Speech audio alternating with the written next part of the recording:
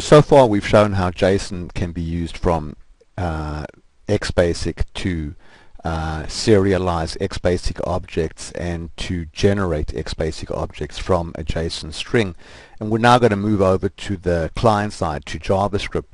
But before doing that, let's just summarize what we've learned about the representation of an object in JSON. So you can see here, looking at this object over here, we can see that a JSON object starts with a curly bracket and ends with a curly bracket, and then within those curly brackets you have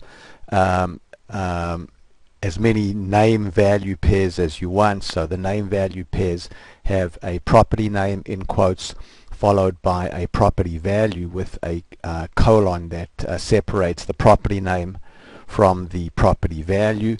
Then each name value pair is delimited with a comma, and then the actual property values can either be literal values like Fred or 30 or true, or they can be objects themselves. So in this case, address is an object, or they can be arrays. So in this case, children is an array of objects. So, and this hierarchical nesting of objects and arrays can go on indefinitely, which means that you can represent very complex objects using JSON. And the beauty of JSON is that this syntax here is very readable. Say, unlike XML, which is a little difficult to read, JSON is very easy to read and very easy to understand. So let's move now to a UX component where we can actually play with some JSON on the JavaScript side. So let's go over here to say working preview, and over here I have a button that's going to create an object in JavaScript and then serialize it to JSON and then print it out over here. So let's go now and take a look at the code behind this button. So we'll go back to controls here, and we can see that this little button over here is executing a JavaScript function called objects test. So let's go look now, and we can see here also that we have some static text that's got a div with message 1. So let's go over now to our function and look at objects text. So you can see that we have a JavaScript variable object, and we're initializing this object by passing into it a JSON string.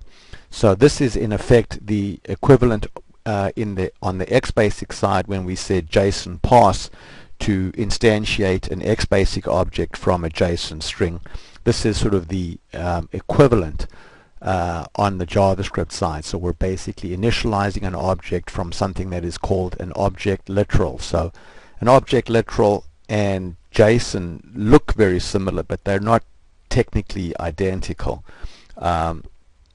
But for our purposes here, we can really think of them as being very similar.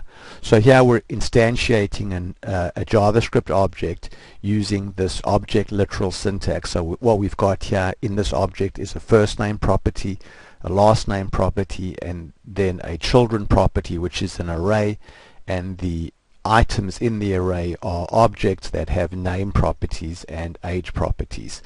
And then what we're going to do is call the JavaScript method json.stringify. So this is a built-in method that exists in the JavaScript engines in all browsers, and we're going to basically take this object and serialize it into a string called message1, and then we're going to put message1 in the inner text of this div over here. So if we go here and click the button, we can see now that we filled in the string, the inner HTML, using the JSON that was generated by calling json.stringify. So you can see here that there's our curly bracket that indicates the beginning of the object, and then there's our square bracket that indicates the array, etc. So let's pause now and continue in the next video.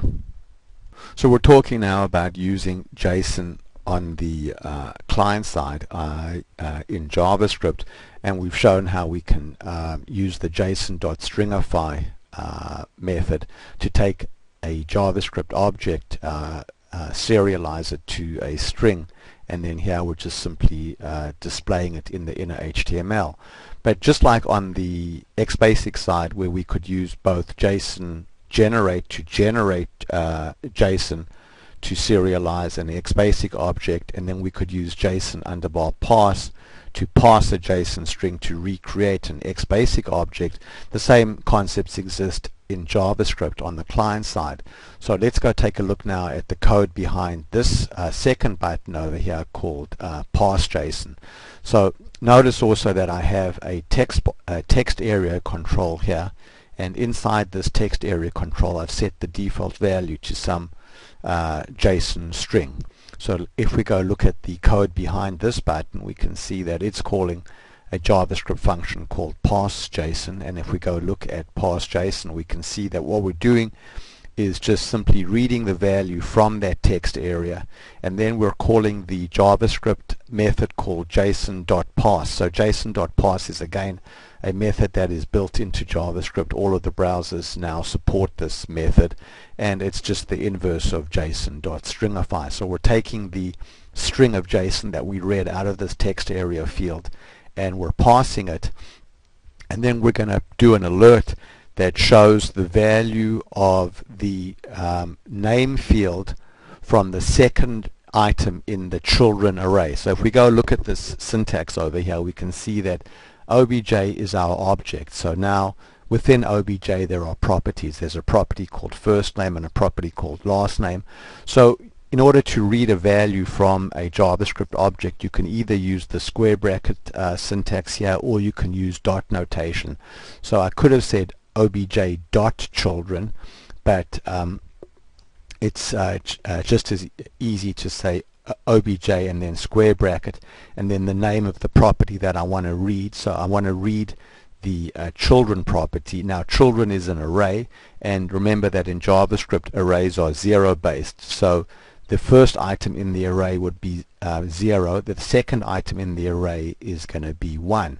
So now I'm basically reading the value from the second item in the array, which is this row over there.